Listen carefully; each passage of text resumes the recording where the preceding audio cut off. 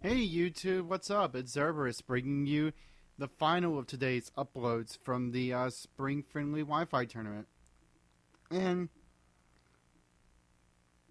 I got a bit of a funny story. You know what I laugh at? Rage quitters. When a Gengar misses two Hypnosises and then a Focus Blast, all in the course of three turns, and then Rage quits immediately afterward.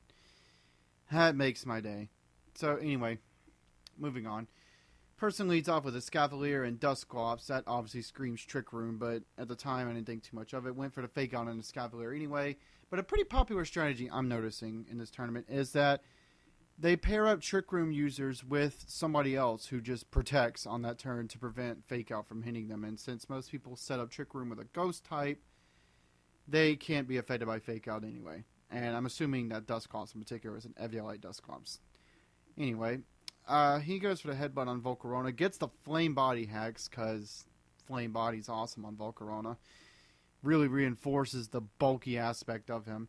I go for the Pursuit on Dusclops just to get some damage. I knew it wouldn't do very much, because even Technician boosted Pursuit won't do hardly anything to an Eviolite Dusclops.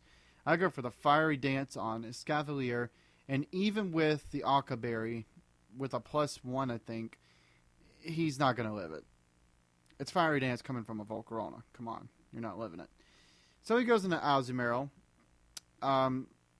which is very bad news bears for me because he can either go for the Brick Break on my Ambipom or the Waterfall / Aqua Jet on Volcarona. So I decided to do a double switch actually into Jellicent and Gyarados.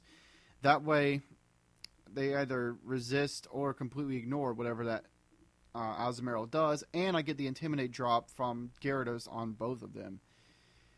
His Dusclops goes for the Will-O-Wisp on Jellicent, misses, which wouldn't have really mattered that much since Jellicent doesn't care too much about Burn unless someone's trying to hit him with Hex.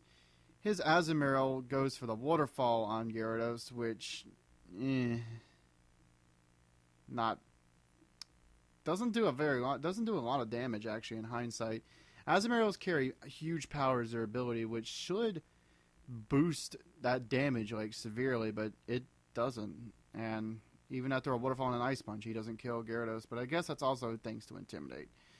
So I go for the Scald on Dusclops, hoping to get the burn. I do, which is gonna be perfect because I can take him out with residual burn damage and Hex. Because if you haven't noticed already, that's one of my favorite things ever to do with Jellicent, because it's a twofold purpose of making Jellicent even more of a wall than it already is. His Dusclops goes for the Shadow Punch on Gyarados. Doesn't kill me, but he follows up with Azumarill's Ice Punch to take out Gyarados, since Gyarados would be able to do a ton of damage to anything, really. But Trick Room kind of hinders him in that, since, for one, that Dusclops is going to be going first, and for two, that Azumarill is also going to be going second, since I'm guessing that Azumarill is holding a Iron Ball or whatever that item is that halves your speed, since that'd make the most sense for a Trick Room.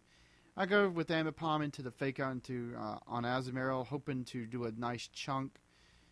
Now, here I do a stupid move and don't try to kill Dusclops, since I knew he was going to die from Burn, which kind of backfired on me because not only did I not get a burn on Azumarill, let alone kill it, but he set up Trick Room again, which, if I haven't mentioned already, my entire team is not Trick Room friendly. There are only two Pokemon who benefit from it.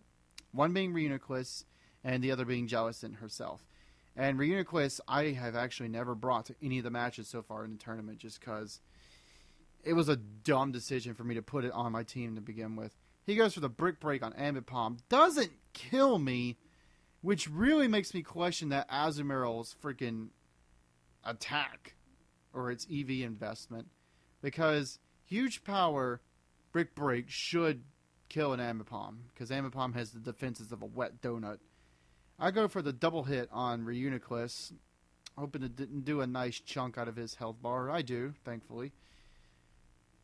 Get Ambipom out of there, predicting the Brick Break once again, switching to Volcarona. Hope to get the Flame Body as well as the Resist on it, but we'll have to see how that goes. He goes for the Recover on Reuniclus to get his health back to continue being a wall, just like my Jellicent. And his Azumarill does indeed go for the Brick Break on Volcarona, which does jack all to me. But I do not get the flame body hacks, which is kind of unfortunate, but I'll live, maybe. Go for the recover on my own Jellicent because I want to be a wall too, just like that Reuniclus. And then he decides to go for the Focus Blast on Volcarona. Granted, Psychic, I believe, was disabled, which would have been the only thing he could have hit Jellicent with, but oh well. Waterfall takes out my Volcarona, doesn't get the Flame Body hack still, which, again, was very unfortunate. I really wanted that to happen, even though Azumarill wasn't doing very much to me. So I decided to go back into Ambipom, get some more fake outs going on, because I love faking out people with Ambipom. Thankfully, actually, no, not thankfully, I don't kill the Azumarill. Why? Azumarill, I don't recall it being that bulky, but maybe that's where the EVs win, I guess. He goes for the Focus Blast on Ambipom, gets the unneeded crit, kills Ambipom off. Which, Ambipom was so low that it only had time to do one more fake out before getting jumped on by the person who didn't get faked out anyway, so all's well, I guess. I go for the Scald on Reuniclus, hoping to get a burn.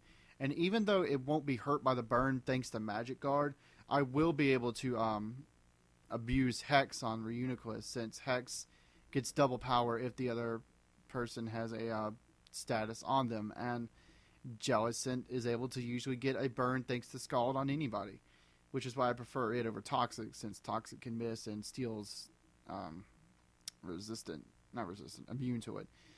So he goes for the recover on Reuniclus to get back to full health, which is fine by me, since I know now I can defeat him. He goes for the Waterfall on my Jellicent. Doesn't do a whole lot because resisted and I'm a wall, and I get the Curse Body hacks. Like, that would have really mattered, since I don't think everything else he pretty much had to hit me with was resisted by Jellicent anyway. Go for the Skull, it kills Jellicent. Kills Jellicent? Wow. Kills Azumarill, so that's good to know. So now it's Reuniclus versus Jellicent. And with Hex, I was convinced that one-on-one I would be able to live a Stab Psychic, since he didn't have Shadow Ball for whatever reason. And Hex would be able to 2H KO it, because Stab Hex boosted by a status it hurts. And thankfully, I do have the second Psychic with just enough HP. If he had done a little bit over half, I would have lost right then and there, since, well, I couldn't live two Psychics ever that powerful. But I get the final Hex off, and that is the game. So good game, person. If I haven't said it before, these were the matches I was really hoping I could get with this tournament, and thankfully I did. So that was the video, guys. Hopefully I'll be back later today or tomorrow with some more videos, but we'll have to see how things go. I'm also hoping to continue White again really soon, since I feel really motivated to play through it for you guys to get to the trains. That's all for this video. Hopefully I'll be back again today or tomorrow with some more. Zerbe out.